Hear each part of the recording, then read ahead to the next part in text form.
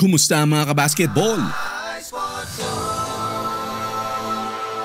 Nagsalita sa unang pagkakataon itong si Draymond Green patungkol sa kanyang suspension.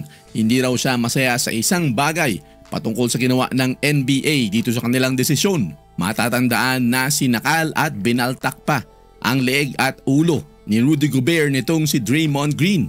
At ayon pa nga dito kay Draymond Green, sinabi niya lang ngayong araw na ito na wala daw siyang pagsisisi sa kanyang ginawa. Ayon sa kanya ay hindi niya raw pagsisisihan ang pagtatanggol sa kanyang kakampi.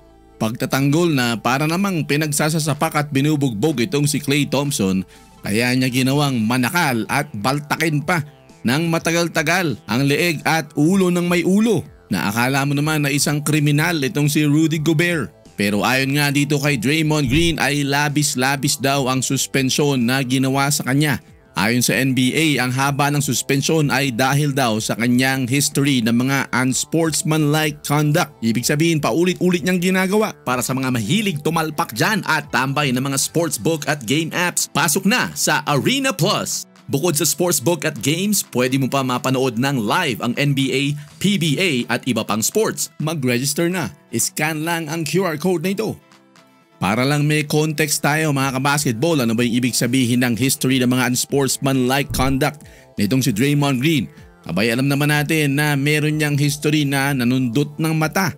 Alam niyo naman kung sino-sino yung mga sinundot niyan. Meron pa yung history na nanuhod sa may maselang bahagi ng katawan. Dagdag pa ni Draymond Green, hindi naman daw pwedeng pagbasihan yung kanyang history dahil pinagbayaran na daw niya yon sa pamamagitan ng mga suspension din naman. Hindi raw dapat pagpatong-patungin ng NBA yung parusa sa mga ginagawa niya ngayon o gagawin pa niya base doon sa kanyang mga nakaraan.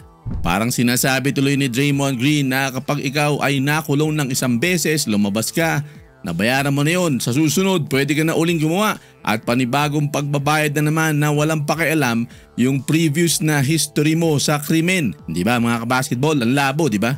Kung ako nga lang ang tatanungin mga kabasketball, 5-game suspension ay napakaikli niyan kumpara sa ginawa niya.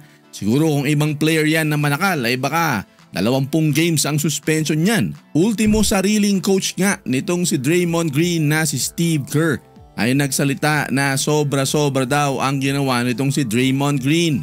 Ayon kay Coach Steve Kerr, it was a terrible visual for the league, for Draymond Green, for everybody. Draymond was wrong. Dagdag pa ni Coach Steve Kerr na deserve daw ni Draymond Green ang 5-game suspension. Sinabi din ni Coach Steve Kerr na ang mali naman daw ni Rudy Gobert ay dapat sarili niyang kakampi ang kanyang pinigilan at imbes na si Klay Thompson.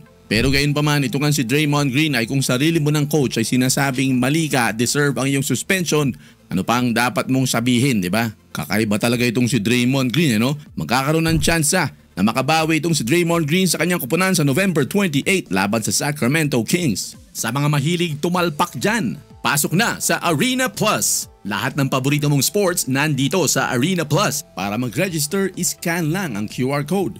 At may bonus na 850 pesos para sa first-time users. Pwede mong ilaro sa sports o iba't ibang klaseng games sa loob ng Arena Plus. At ang maganda dyan ay pwede kang makapanood ng paborito mong sports kasama ang NBA at PBA sa loob ng app basta meron ka lang account. Kaya pasok na sa Arena Plus, scan lang ang QR code.